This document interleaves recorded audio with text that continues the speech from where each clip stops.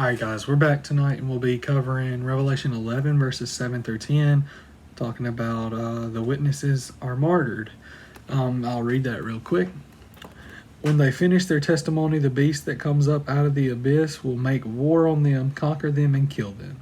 Their dead bodies will lie in the main street of the great city, which figuratively is called Sodom and Egypt, where also their Lord was crucified. And some of the peoples, tribes, languages, and nations will view their bodies for 3.5 days and not permit their bodies to be put in a tomb. Those who live on the earth will gloat over them and celebrate and send gifts to one another because these two prophets had tormented those who live on the earth. All right. So getting into it, of course, we can kind of see that the person who's likely to come out of the abyss is more than likely going to be the Antichrist. And the Antichrist at the end of the testimony of the witnesses, which we know is obviously going to be 1,260 days, which is almost 3.5 years. He's going to basically wage war on, conquer, and kill them. And only he can do so because his power overrules them shortly. We're going to leave the ellipses there, like the 3 periods there, shortly. The witnesses' bodies kind of line this main street for 3 days, and this place is called Sodom and Egypt because of the wickedness that is there. And, you know,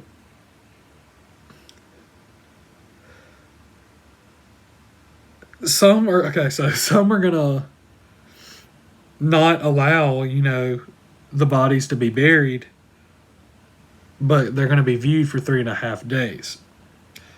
So this is kind of like, I guess you could say, disrespect, or maybe this is the sort of people that are gonna respect. Might have gotten that a little bit mixed up when I was trying to study this. Let me look real quick. Because it does say that, yes, I guess we could say that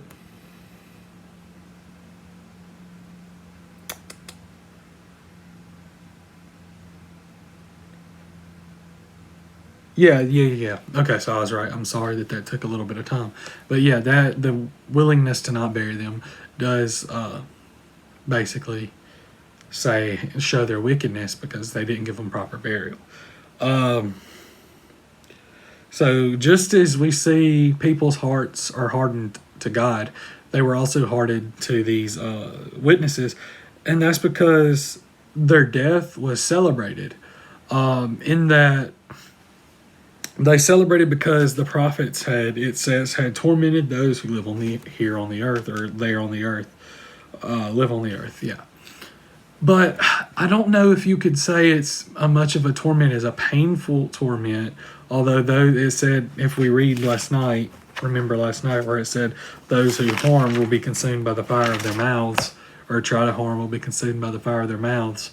I could see where they could get torment, but I kind of want to, I guess you might could not only look at that, and you could say it's kind of twofold. You have that kind of torment, and then you could have spiritual torment, which is like the conviction, them realizing how deep in their sin they are, but they refuse to give in or accept what they could have accepted. So their hearts are hardened to it. So they don't believe what they're saying, even though that they can't do anything about it. Like, these people could try and hurt them, but they're going to get killed in the process. When I was reading through this, a thought came through my head, and I should have wrote it down because I have no idea what it was now. Let me see if I can.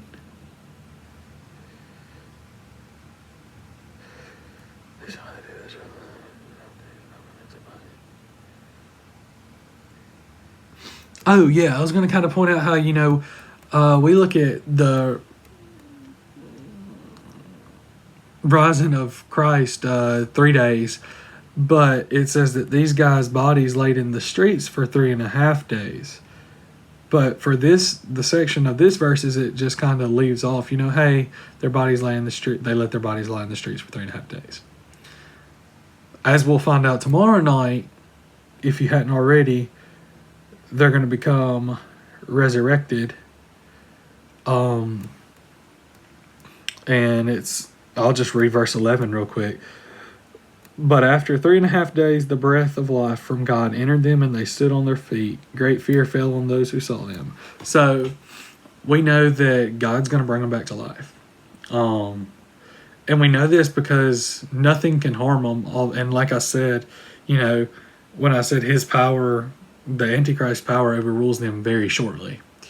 3.5 days is all it had on him, or had on them. But let's think about this. 3 days is all death and hell had on Jesus.